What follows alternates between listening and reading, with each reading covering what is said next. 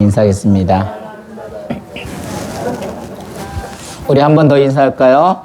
우리 집사님은 귀한 존재입니다. 한번 인사하겠습니다. 우리 집사님은 귀한 존재입니다. 네. 사도행전 27장 그 배경을 보게 되면 이제 사도 바울이 로마 황제로부터 심판을 받기 위해서 이제 로마로 항해를 하게 되는 그런 과정들이 나오게 됩니다. 근데 그것을 그 항해를 이끄는 사람이 이제 백부장이었었는데 그 사도 바울이 아무래도 지중해를 건너서 그 겨울에 거기를 가게 되면 아무래도 생명의 위협이 되어지고 또 안전에도 문제가 있으니 좀 피해서 가자고 말을 합니다. 그런데 백부장이 사도행전 27장 11절에 보면 뭐라고 하냐면 선장과 선주의 말보다 바울의 말을 더 안 믿는 거예요.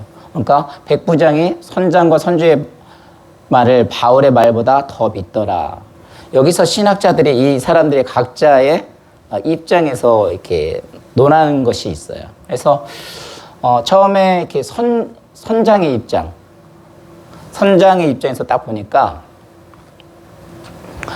선주의 입장에서 그 얘기는 관심이 안전하고 생명에는 관심이 없어요. 어떻게 살아도 뭐예요? 빨리 갈 수 있는가? 어떻게 해야 빨리 갈 수 있는가? 그래서 to have를 씁니다. 무엇을 가지고 있느냐?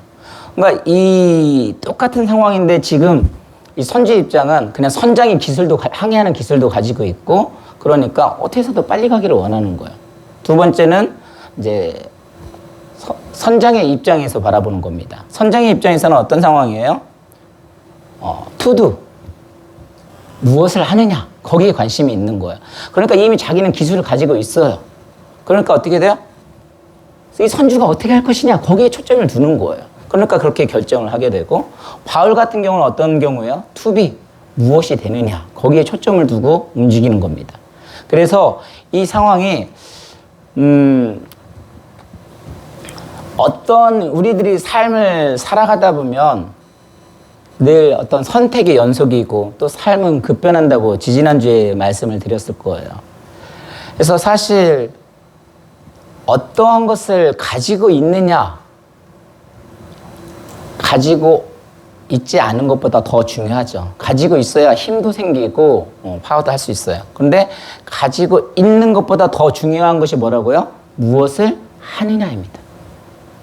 근데 무엇을 하느냐보다 더 중요한 것이 무엇이라고요? 무엇이 되느냐입니다.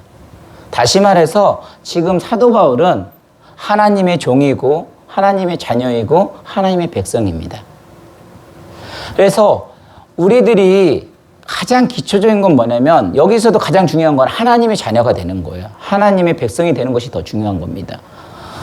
그렇지 않으면 모래 위에 집을 지은다는 소리가 뭐예요? 아무리 훌륭한 집을 짓더라도 어떻게 되는 거예요? 그냥 무너져 버리는 거예요. 아무 필요가 없는 거예요.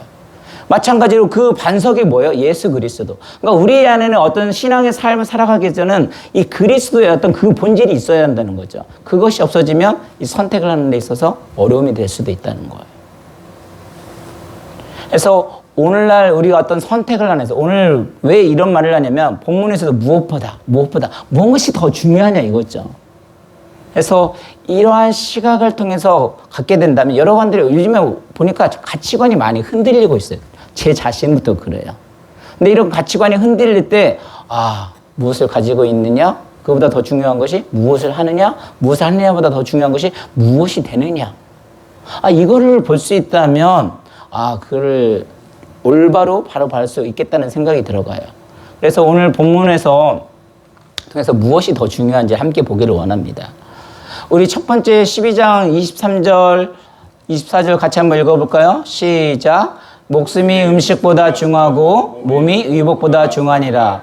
까마귀를 생각하라. 심지도 아니하고 거두지도 아니하며 골방도 없고 창고도 없으되 하나님이 기르시나니 너희는 새보다 얼마나 더 귀하냐.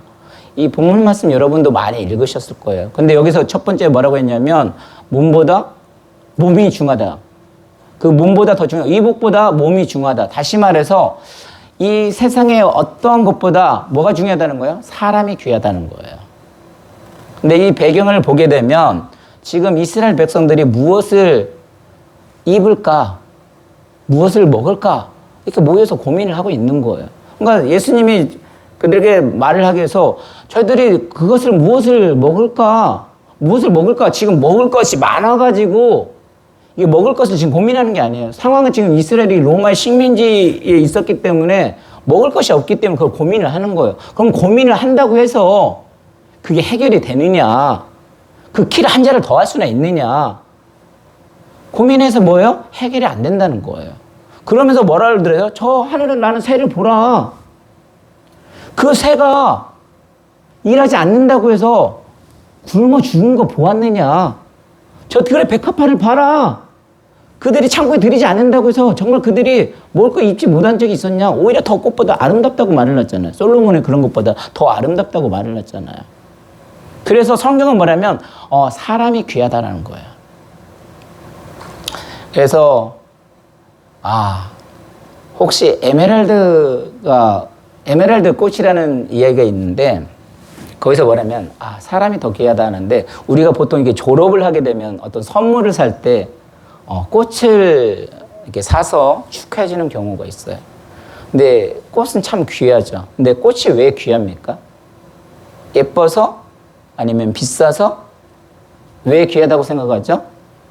꽃은 생명체이기 때문에 그렇습니다. 다시 말해서 물건이 아니에요. 저도 아까 우리 전사님이 기도해 주신 대로 당 때문에 그 당에 좋다는 그 꽃을 하나 이렇게 키워보려고 하는데 여러분 저희 교회 출입교 들어오면 한 4개의 화분 정도 있는 거 혹시 보셨나요? 그거 제가 키우는 거예요. 근데 이게 잘 안 커요. 근데 이유가 뭘까요? 물도 날마다 정말 물도 하루도 한 번 주고 제가 올 때마다 주거든요. 근데 물도 중요하지만 영양분도 받아야 돼. 태양도 받아야 되고 때로는 뭐예요? 음악도 받아야 한다고 하더라고요. 그런 게 주지 않으면 이게 뭐예요? 이게 죽어버리는 거예요.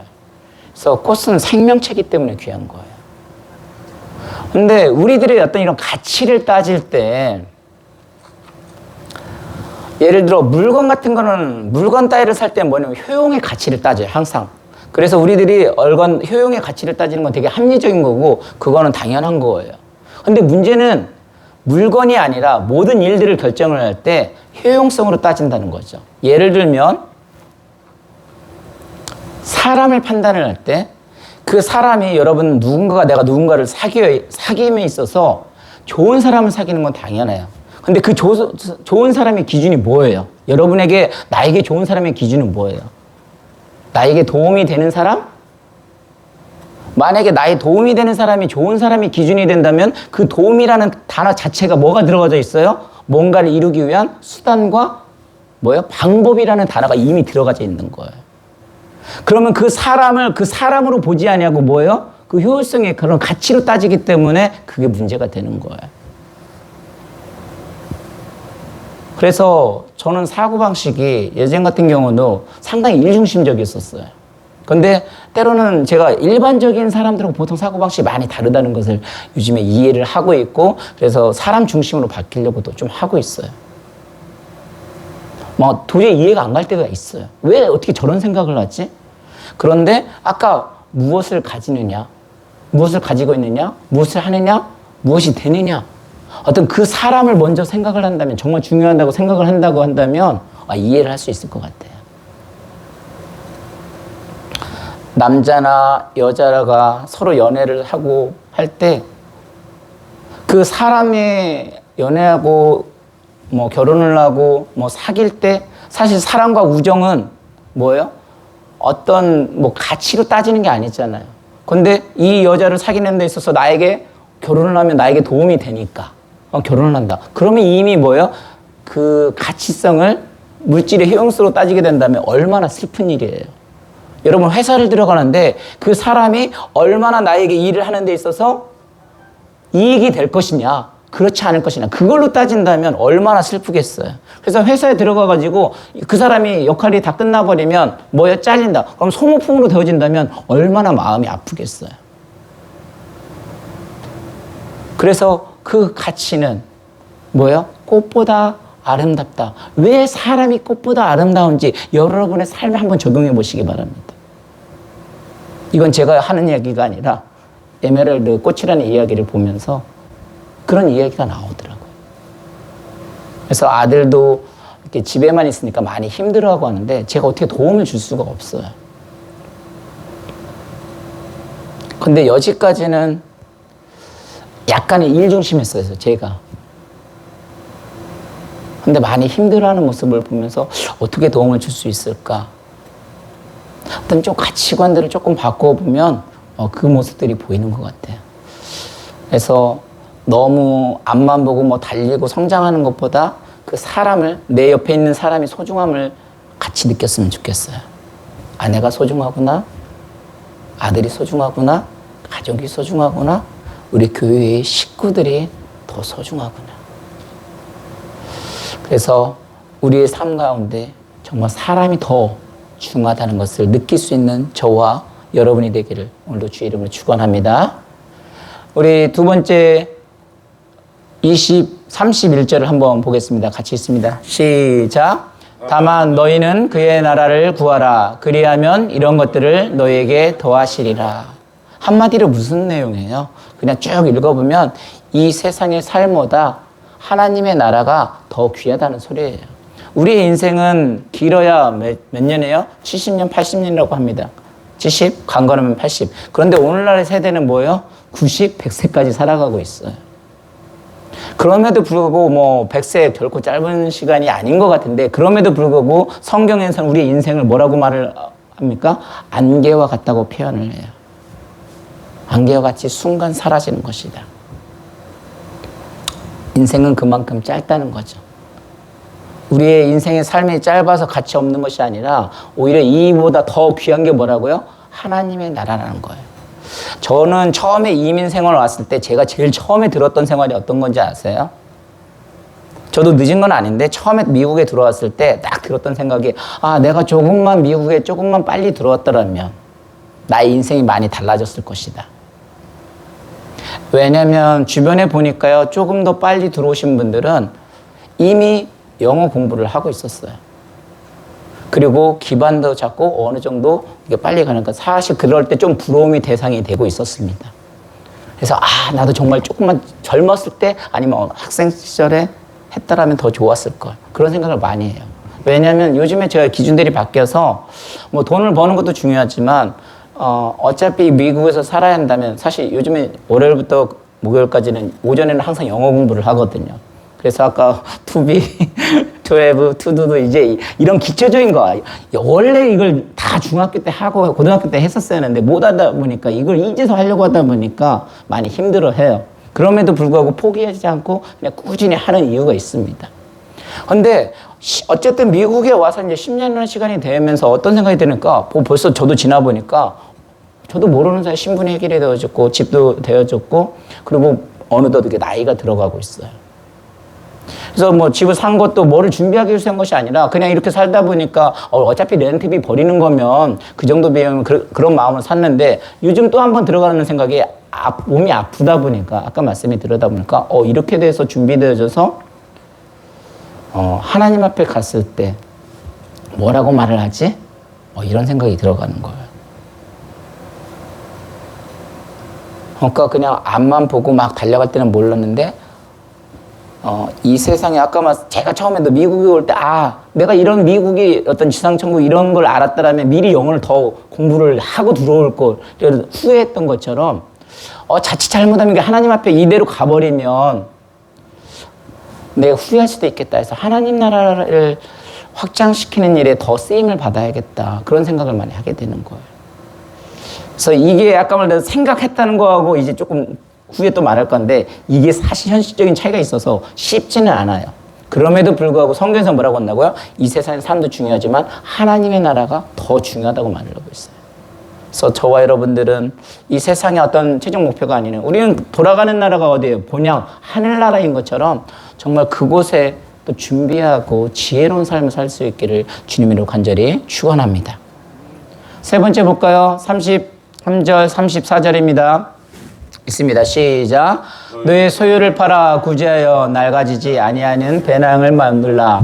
곧 하늘의 분가 보물이니 거기는 도둑도 가까이 하는 일이 없고 좀도 먹는 일이 없느니라. 너희 보물 있는 곳에는 너희 마음도 있느니라. 이 한마디로 이 내용을 딱 요약을 해보면, 쉽게 얘기하면 돈을 버는 것도 중요하지만 돈을 쓰는 것이 더 중요하다는 이야기입니다. 우리들이 삶을 살아가면서 이게 돈을 제가 부정하고 악하다고 말하는 게 아니에요. 좀 인간답게 살아보려고 하면 돈이 필요합니다. 어떻게 돈이 없이 자녀를 교육을 시킬 수가 있겠어요? 돈이 없는데 어떻게 가정을 행복하게 이끌어낼 수 있겠어요? 하다못해 선한 일을 하더라도 돈이 없으면 어떻게 그 선한 일들을 감당할 수 있겠어요?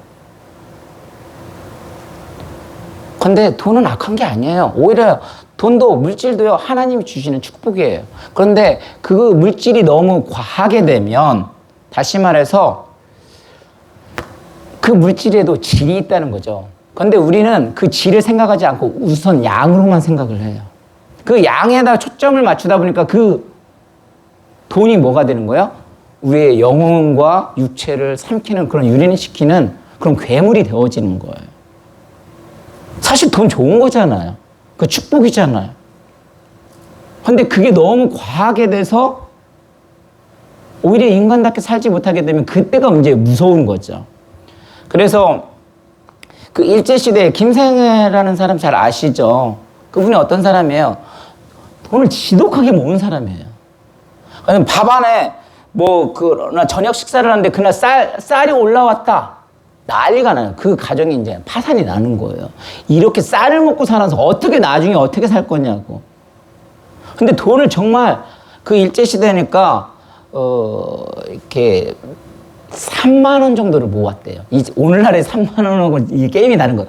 한 3만 원, 그때 일제시대에 3만 원이면 지금은 한 3억? 한 30억 정도 될까요? 근데 저승사자가 와가지고 얘를 데려가려고 하니까 이게 돈을 모으기만 했지 돈을 못 쓴 거예요. 얼마나 억울해. 그러니까 이 돈을 양손에 쫙 쥐어버리고 그 다음에 100원을 입에 꽉 물었다고 나와 있었어요. 그러니까 이 돈을 딱 물으니까 이게 장례를 치르는데 이렇게 하고 막 죽은 거야. 이거 돈을 가져가야겠다는 생각으로. 근데 장례를 치르고 이제 장례 치를 돈이 없잖아요. 이거 어떻게, 아무리 이거 손을 삐려고 해도 얼마나 꽉 쥐고 이게 죽었는지 안 펴지는 거예요. 그래서 아들이 어떻게 했어요? 모셨나 보다. 저 혼자만 책을 읽나 보다. 그 손을 안 펴지니까 손을 잘라버리는 거예요. 그리고 이도 다 빼버린 거예요. 그리고 돈도 빼가지고 그걸로 장례를 치른 거예요. 돈을 악착같이 그렇게 모았지만 돈을 써보지도 못했으니 얼마나 비참한 거예요. 프랑스의 노벨상 타신 분 알죠? 알버트 까메하고 슈바이처가 노벨상을 한 해에 두 사람이 탄 경우가 있었어요. 근데 까메는 어떤 사람이었어요? 문학자였습니다. 그래서 반항성의 인간, 어떤 노예, 스피치, 여러 가지 작품들을 써가지고 노벨 문학상을 탄 사람이고요. 슈바이처는 어떤 사람이에요? 철학자였고 의사였고 또 음악가였고 그런 사람이 있었어요. 그래서 한 사람은 노벨 문학상을 타고 또 한 사람은 그 슈바이처는 평화상인가요? 노벨상을 탔는데 둘이 똑같이 노벨상을 타가지고 그 까메는 어떻게 됐어요? 그 돈으로 별장을 구입을 하고 남은 생에 이렇게 편안하게 삶을 살다가 교통사고로, 프랑스 근교에서 교통사고로 죽음을 맞이했고요. 슈바이처 같은 경우는 어떻게 돼요? 여러분이 잘 아시는 대로 아프리카로 가서 그 병원을 짓고 또 그 사람들을 도와줌으로 말미암아 똑같은 노벨상을 탔는데 역사에서 길이 남는 방법은 완전히 달라졌다는 예화로서 보통 많이 나오기도 하죠. 그 모습을 보면서 달라스 우리 교회 2대 담임 목사로 박상중은 만약에 죽는다면 어떤 역사를 남을 것인가, 그런 생각을 해봤어요.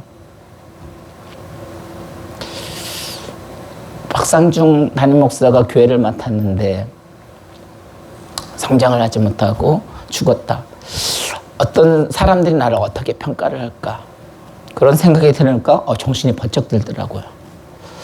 그래서 교회를 다시 세워야겠다. 교회가 절대 흔들리지 않냐고 정말 그리스도의 반석부터 기초부터 다시 세워야겠다. 그런 생각을 하기 시작을 했어요. 왜냐? 아까 말씀드린 대로 역사의 길이 남았을 때, 하나님 앞에 갔을 때 어떻게 평가를 할 것인가, 그걸 생각을 하면 이대로 주저앉을 수가 없더라고요. 그래서 사실 한국 가는 것도 고민을 많이 했어요. 근데 아까 말씀대로 그래도 제가 가는 이유는 건강이 좀 이러니까 그래 일단은 체크를 하고 좀 돌아와서 다시 우리가 움츠렸다 탁 찌는 것처럼 다시 한번 힘내자. 그래서 좀 건강 체크 좀 하고 오늘 상황이 이래서 뭐 어려운데 차라리 나중에 갈까 하는데 너무 좀 몸이 그래서 일단은 갔다 와서 치료를 하고 다시 금요기도 시작하고 하나님 앞에 다시 무릎을 꿇자.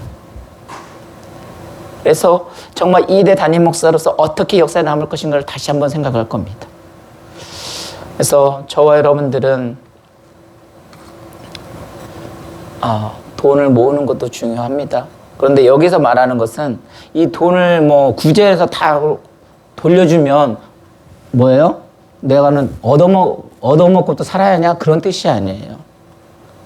아까 말씀대로 우리가 삶을 살아가는데 필요한 돈이 없으면 안 돼요. 그럼에도 불구하고 과잉이 되어졌을 때 문제가 되어지는 것처럼 진짜 우리의 목표, 어떤 똑같은 가치관이 있을 때 무엇을 가지고 있느냐, 무엇을 하느냐, 무엇이 되느냐. 아마 그런 판단의 기준을 세워진다면 이 말씀이 이해가 되어지라고 생각이 되어집니다.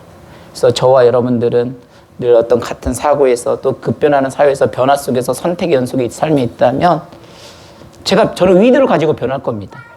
그래서 그 가치관의 기준을 잘 두셔서 정말 그리스도의 가치관을 두셔서 또 하나님 나라를 확장시켜 나가고 서로 함께 세워가는을 통해서 또 하나님의 역사에 또 달라스 우리 교회의 길이 남아갈 수 있는 저 여러분이 되기를 오늘도 주님 이름 간절히 축원합니다. 우리 시간도 함께 기도하겠습니다. 기도할 때 하나님, 천하보다 더 귀한 것은 사람입니다. 사람이 꽃보다 더 아름답습니다. 나도 중요하지만 너도 중요합니다. 내가 중요한 만큼 내 옆에 앉은 사람도 중요합니다. 이 세상에 귀하지 않은 사람은 아무도 없습니다. 그런데 사람이 귀한 줄 모르고 갑질하는 사람들이 있습니다. 돈질하는 사람들이 있습니다. 이 갑질하는 사람들 때문에 사람에게서 고약한 냄새가 나는 거죠. 사람이 천하보다 귀하다는 것을 안다면 함부로 말하지 못하는 것이고 함부로 행동하지 못할 것입니다. 이 세상은 나그네 행위로 잠깐 왔다 가는 것뿐입니다.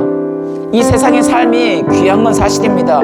그러나 그보다 더 귀한 것은 하늘나라라고 말씀하셨습니다. 하늘나라가 더 귀한 것을 깨달았다면 하늘나라를 위하여 준비하며 사는 것이 지혜로운 인생인 줄로 믿습니다. 하나님, 늘 이 세상의 삶의 목표를 두고 살아가는 것이 아니라 하늘나라에도 준비하며 또 살아갈 수 있도록 도와주시옵소서. 그리고 돈을 벌어 모으는 것보다 돈을 바로 쓰는 것이 복된 삶이라고 했습니다. 저는 여러분들이 축복을 받아서 돈을 많이 벌어 모으기를 원합니다.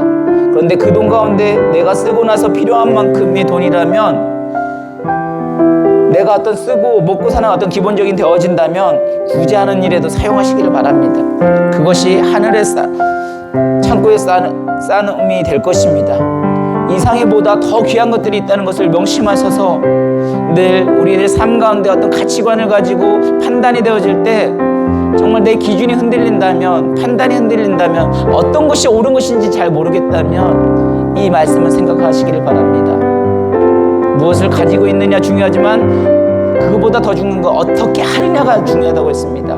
어떻게 하느냐도 중요하지만 무엇이 되느냐, 어떤 결과물을 낳을 수 있느냐를 생각을 하게 되면 그 모든 것들을 판단할 수 있다고 생각이 되어집니다. 하나님, 오늘도 우리 한번 나의 삶 가운데 늘 주님이 반석이 되어주셔서 그 위에 하나님의 백성이 하나님의 자녀가 되는 것이 먼저인 줄로 믿습니다.